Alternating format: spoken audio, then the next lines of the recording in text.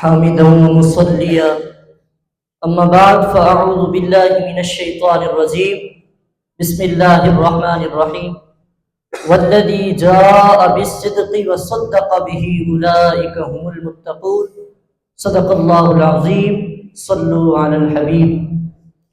الصلاة والسلام عليك يا سيدي يا حبيبي يا رسول الله وعلى آلك وأصحابك يا سيدي يا نبي الله سایہ مصطفیٰ مایہ اصطفیٰ عز و ناز خلافت پہ لاکھوں سلام، یعنی اس افضل الخلق بعد الرسل ثانی اثنین ہجرت پہ لاکھوں سلام، اصدق الصادقین سید المتقین چشم گوش مزارت پہ لاکھوں سلام۔ حمد و ثنا کے بعد قابل سب تکریم اساتذہ کرام اور میرے ہم مکتب ہم سفر ساتھیوں، اللہ رب العزت نے اپنی لارب کتاب قرآن مجید فرقان حمید میں ارشاد فرمایا والذی جاء بالصدق، اور وہ ذات جو سچ لے کر آئی، وصدق بہ، اور جس نے اس سچ کی تصدیق کی، اولئک هم المتقون، یہی لوگ پرہیزگار ہیں۔ عوام ذکر امام ابو جعفر محمد بن جریر طبری اپنی تفسیر تبری میں لکھتے ہیں کہ اس آیت کریمہ کی تفسیر میں حضرت علی المرتضی رضی اللہ تعالیٰ عنہ فرماتے ہیں والذی جاء بالصدق سے مراد آقا کریم علیہ السلام ہے، اور وصدق بہ سے مراد تاجدار صداقت جناب سیدنا صدیق اکبر رضی اللہ تعالیٰ عنہ ہے۔ پھر تبیان القرآن میں علامہ غلام رسول سعیدی علیہ الرحمہ اقوال مفسرین ذکر کرتے ہوئے فرماتے ہیں کہ تمام اقوال میں سے سب سے زیادہ راجح اور جمہور مفسرین کا مختار یہ ہے کہ صدق لانے والے میرے آقا ہے اور تصدیق کرنے والے ابن ابی قحافہ ہے۔ یہ تو تھا میرے رب کا قرآن۔ اب آئیے احادیث مبارکہ کی طرف چلتے ہیں۔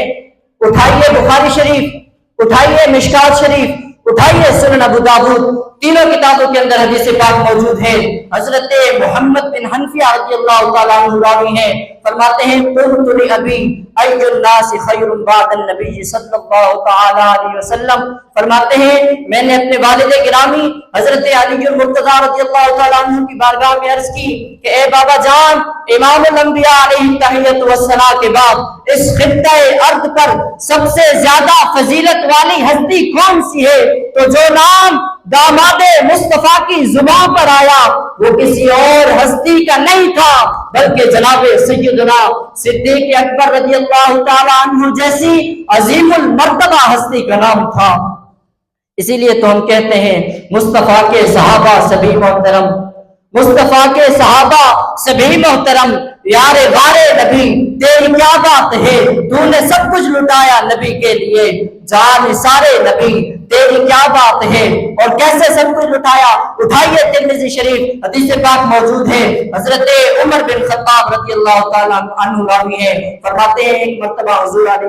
السلام نے ہمیں صدقہ کرنے کا حکم دیا تو جناب سیدنا صدیق اکبر رضی اللہ تعالیٰ عنہ اپنے گھر کا سارا مال لے کر حاضر ہو گئے۔ آمنہ کے لال نے فرمایا یا ابا بکر ما ابقیت لآلک، اے ابو بکر گھر والوں کے لیے کیا چھوڑ کر آیا ہے؟ عرض کی ابقیت لهم اللہ ورسولہ، یا رسول اللہ گھر والوں کے لیے اللہ اور اس کا رسول چھوڑ کر آیا ہوں۔ گویا آپ یوں عرض کرنا چاہ رہے تھے فداکا ابی و امی یا رسول اللہ، یا رسول اللہ یہ تو مال و زر کی بات ہے، اگر آپ جان مانتے تو صدیق جان دینے کے لیے بھی تیار ہے۔ شاعر کہتا ہے عرض کی صدیق نے پیش رسول، مال و زر کیا جان بھی قربان ہے۔ یہ تو تھی شان صدیق اکبر بزبان شفیع محشر۔ اب آئیے ذرا افضل البشر بعد الانبیاء کے عشق اور اس پر استقامت کی بات کرتے ہیں۔ اب آپ وقار آپ نے اپنے عشق کا اظہار اپنے عمل اور کردار سے کیا۔ جب بھی آپ کا عشق راہ پرخار اور سخت دشواریوں سے گزرا تب آپ کے جذبہ عشق مصطفیٰ کی لہروں میں ذرہ بھر بھی فرق نہیں آیا اور آپ خطیب اول کا شرف پاتے ہوئے دین اسلام کی خاطر شدید تکالیف برداشت کرنے کے باوجود آپ کے پائے استقلال میں ذرہ بھر بھی لرزش نہ آئی، اور جس عزم و استقلال کے ساتھ آپ نے کئی مارکے اپنے سر کیے، اور جس ہمت اور جرأت کے ساتھ مخالفین اسلام کا قلعہ کما کیا، اور جس دانش مندی اور حکمت عملی سے اپنے منصوبے بنائے، وہ آج برکتا قیامت اس کی کوئی تجدید نہیں ملتی، بلکہ آپ کی حیات طیبہ آج 1400 سال بعد آنے والے خلفاء، حکماء، امراء کے لیے مشعل راہ بن کر کے رہ گئی ہے۔ بالآخر افضل البشر کے تاجور 22 جمادی الاخری 13 ہجری پیر اور منگل کی درمیانی شب یعنی مغرب اور عشاء کے درمیان اپنے خالق کی حقیقی سے جا ملے۔ جناب سیدنا فاروق اعظم رضی اللہ تعالیٰ عنہ نے آپ کی نماز جنازہ ادا فرمائی، اور آپ کو حضور علیہ السلام کے پہلے میں دفن کیا گیا۔ وآخر دعوانا الحمدللہ رب العالمین۔